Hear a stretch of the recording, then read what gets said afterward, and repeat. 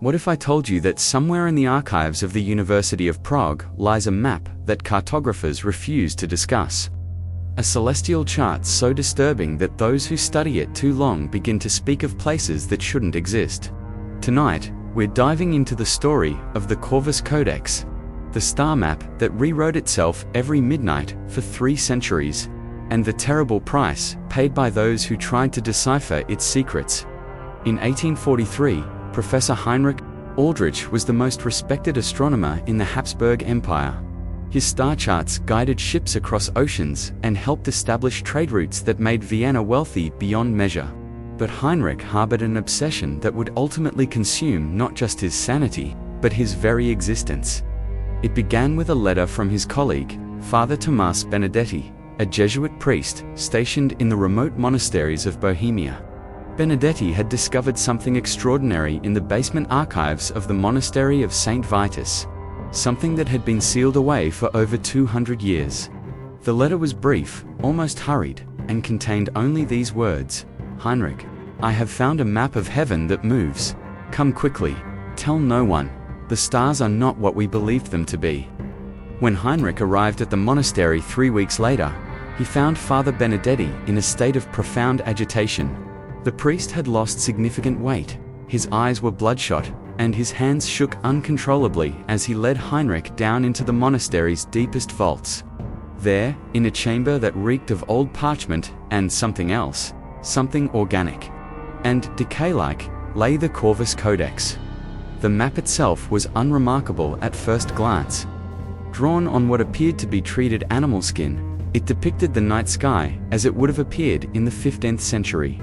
The constellations were familiar, the star positions accurate for their time, but Benedetti insisted that Heinrich observed the map at precisely midnight. And what Heinrich witnessed that night challenged everything he understood about astronomy, reality, and the very nature of existence. As the church bell struck 12, the ink on the parchment began to move. Not slowly, not subtly, but with deliberate, purposeful motion. Stars shifted positions, new constellations formed, and entire sections of the night sky rearranged themselves into patterns that had never existed in any recorded astronomical observation.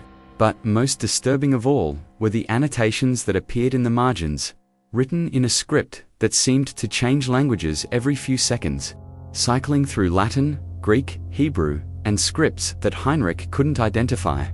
The annotations described places, specific locations on Earth that corresponded to the new star positions, villages with names that didn't appear on any map, cities that existed in valleys that geography insisted were impossible, and more unsettling still, the annotations included population counts, birth rates, death rates, and detailed descriptions of the inhabitants of these phantom locations. Father Benedetti had been tracking these nightly changes for 6 months. He had filled 17 notebooks with observations, trying to understand the pattern, the purpose, the mechanism behind this impossible phenomenon. What he discovered was far worse than a simple astronomical anomaly. The places described in the map's shifting annotations were real. Benedetti had begun corresponding with other monasteries, trading posts, and government officials across the empire. Through careful and discreet inquiries, he had confirmed that many of the locations that appeared on the map did indeed exist, exactly where and as described. But here was the truly terrifying part. These places only existed on the nights when they appeared on the map. A village called Moravik would appear on the map every 17 days, described as containing 234 inhabitants, who lived in houses built from a peculiar black stone found only in that region. Benedetti had sent riders to investigate, and on the nights when Moravik appeared on the map, they found the village exactly as described. The inhabitants were friendly, normal in every way, with detailed memories of their lives, their ancestors, their local history spanning back generations. But when the riders returned the following day, they found only empty fields, no ruins, no foundations, no evidence that anything had ever existed there. Heinrich was skeptical until he witnessed it himself. The map showed a city called Umbral Vale, positioned in what should have been a barren mountain pass near the Austrian border. The annotations described it as a trading hub with a population of nearly 3,000, known for its unusual architecture, where buildings were constructed in perfect spirals, rising from the ground like enormous stone shells. Heinrich and a small expedition found Umbral Vale exactly where the map indicated. The city was thriving, beautiful, unlike anything they had ever seen. The inhabitants spoke German with an archaic accent and were delighted to have visitors. They had histories, families, customs that seemed to stretch back centuries. The expedition spent 2 days documenting everything they could about this remarkable place. When they returned to their camp on the 3rd day, Umbral Vale was gone. Not destroyed, not abandoned. Simply absent.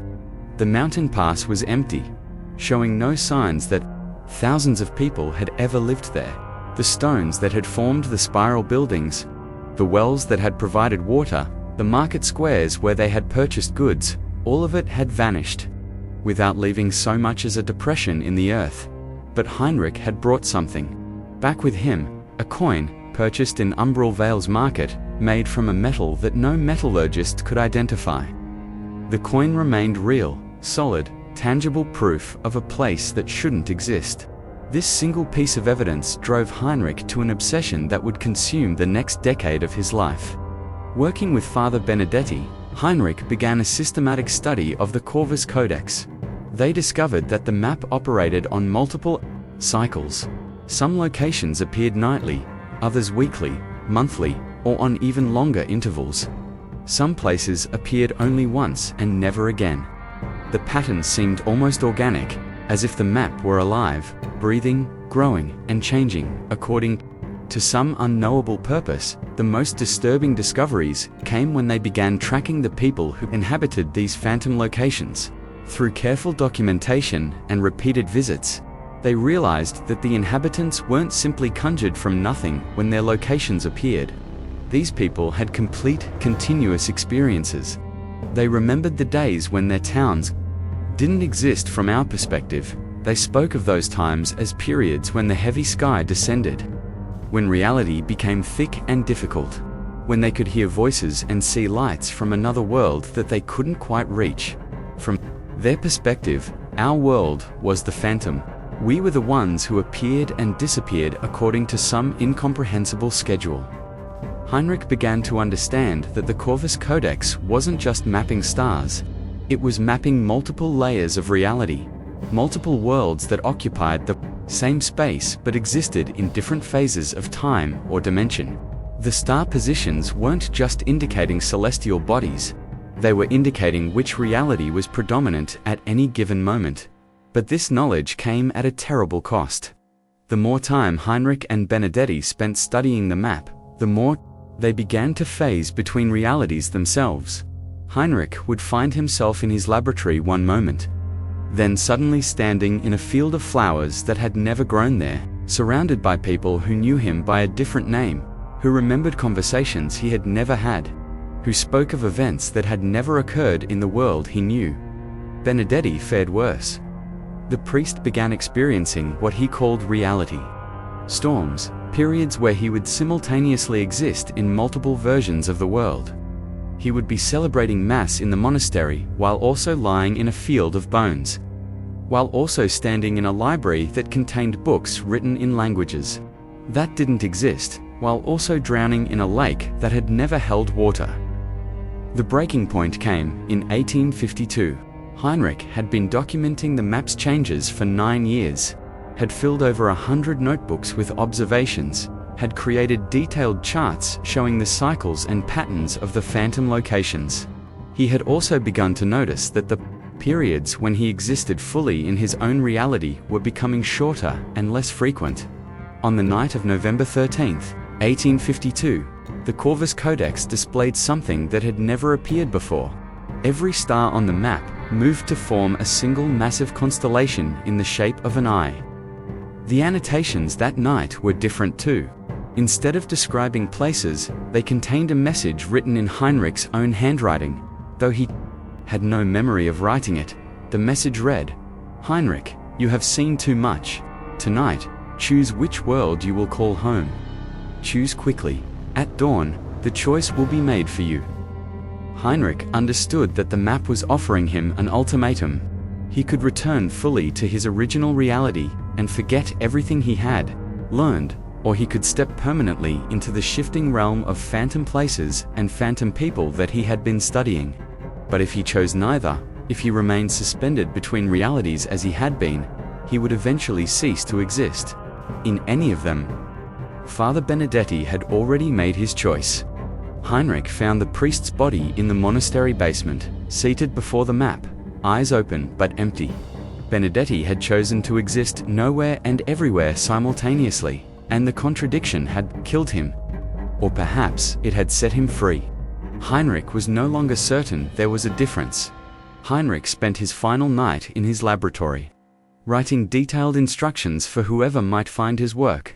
He sealed the Corvus Codex in a lead-lined box, along with his notebooks and the coin from Umbral Vale. He wrote warnings about the map's power, about the danger of studying it too closely, about the price of knowledge that mortals were never meant to possess. But he also included coordinates, locations where the phantom places appeared most frequently, dates and times when the map's changes were most dramatic. He couldn't help himself. Even facing the dissolution of his very existence, Heinrich remained a scientist. He had to share what he had learned, even knowing the terrible cost to those who might follow in his footsteps. Heinrich made his choice as dawn approached. He chose the Phantom Realm, the shifting reality where places and people existed according to the mysterious rhythms of the Corvus Codex.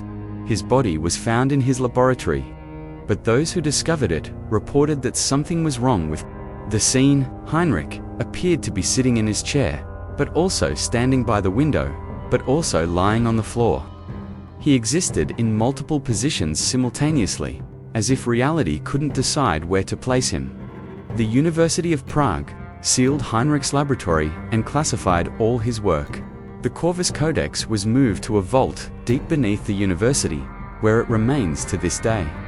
Official records claim that Heinrich suffered a nervous breakdown due to overwork and died of natural causes. The phantom places he documented were dismissed as hallucinations brought on by exhaustion and mercury poisoning from his laboratory chemicals. But the map continues to change every midnight, and sometimes, on nights when the conditions are right, when multiple realities align in just the proper configuration, people report seeing places that shouldn't exist. A village of spiral towers in an empty field. A city built from black stone, in a valley where no valley should be. Markets selling goods made from impossible materials. Populated by people who remember different versions of history. These reports are always dismissed, always explained away as misidentification, hallucination, or simple fraud. But the University of Prague continues to guard its vault, continues to classify documents related to Heinrich Aldrich's work, continues to deny requests from researchers who wish to study the Corvus Code because they know what Heinrich learned. In those final years of his research, they know that reality is far more fragile than we pretend, far more flexible than we can comfortably accept. They know that there are places that exist in the spaces between what we call real places, populated by people whose lives are every bit as valid and meaningful as our own, even though they only exist when certain stars align in certain ways. And they know that the Corvus Codex is still down there, still changing every midnight, still mapping the movements of worlds that exist in the shadows of our own. They know that Heinrich Aldrich is still out there somewhere, in some combination of realities, still studying the impossible, still paying the price for knowledge that was never meant for human minds. The next time you find yourself in a place that feels somehow unfamiliar, despite being somewhere you've been many times before, the next time you meet someone who seems to know you in ways that don't quite make sense, the next time you notice that a building or landmark appears different, then you remember it. Consider this. Perhaps you've glimpsed one of Heinrich's phantom places. Perhaps reality has shifted just slightly, just enough for you to see through to another world, where different stars guide different lives. But be careful how closely you look. Be cautious about how much you investigate. Heinrich Aldrich learned that some knowledge comes with a price that can't be paid in money or reputation, or even sanity. Some knowledge demands your very existence as payment, and the Corvus Codex is still down there. Still waiting, still changing every midnight, still offering its terrible bargain to anyone brave enough or foolish enough to accept it.